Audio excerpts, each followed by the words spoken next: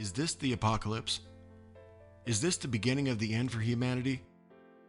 The end times have always been speculated on in human history.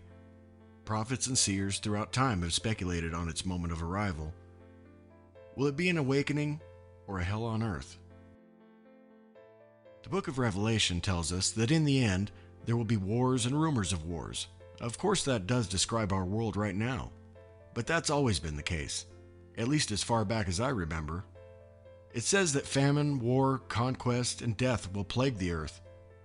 Again, have we not seen those things before a long time?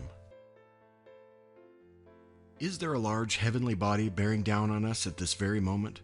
Some say that the destruction and rebirth is a part of the Earth's cycle, that every few thousand years we come close to another planet that's in an extremely elongated orbit, or maybe an enormous comet will shift the poles or throw us into a new ice age.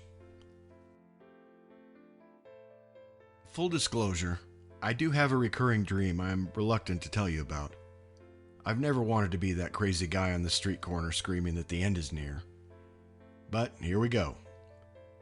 Water is the main theme in these dreams. A lot of it.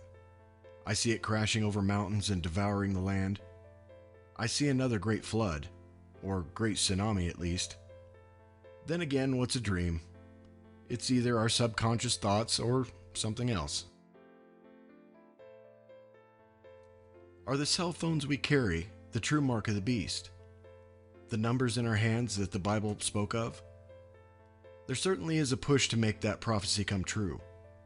With all the talk of showing your compliance status before being allowed to buy or sell or move freely, a gross violation of anyone's authority. It's like the very threads of our society are unraveling. So now, I want you to take all that fear I just gave you and crumple it up like a piece of paper and throw it away. In fact, take all the fear you've ever been given and picture it as a dirty, stained up piece of paper that you do not need anymore and throw it away. The word apocalypse doesn't necessarily mean horrific destruction. It can mean a spiritual awakening on a grand scale. This also can be seen in our time. Not completely spiritual yet, but the truth is gaining popularity. The people who have lied to us for generations are losing their masks. The tides are turning, but evil won't give up its power easily. I believe the time is now to take back your power. The strength you have inside of you, it's greater than any army or king. You are an autonomous spark of God. It's time we all started acting like it. It's time we said no to the negativity of this world. I know it's very easy to get obsessed with current affairs and the cacophony of voices out there screaming their opinions. We have to think for ourselves. That's where your power lies, in logic and reason. Being able to disseminate fact from fiction. On that note, let me share a crazy belief I have. I think that sometime in the near future, some of us will find a way to ascend into a higher dimension. The earth will most likely be destroyed in that cyclical destruction we spoke of, but those who are able to raise their vibration and overcome the negativity of this world will be instantly moved into a higher dimension. The earth will be clean and new, and the righteous will inherit it. I could be wrong. But what would the harm be if more people in this world tried to just be good people? To do a little meditating once in a while? To start using the amazing tool in our skulls to its full potential? To do our damnedest to be happy and not to harm anyone with the way we choose to live?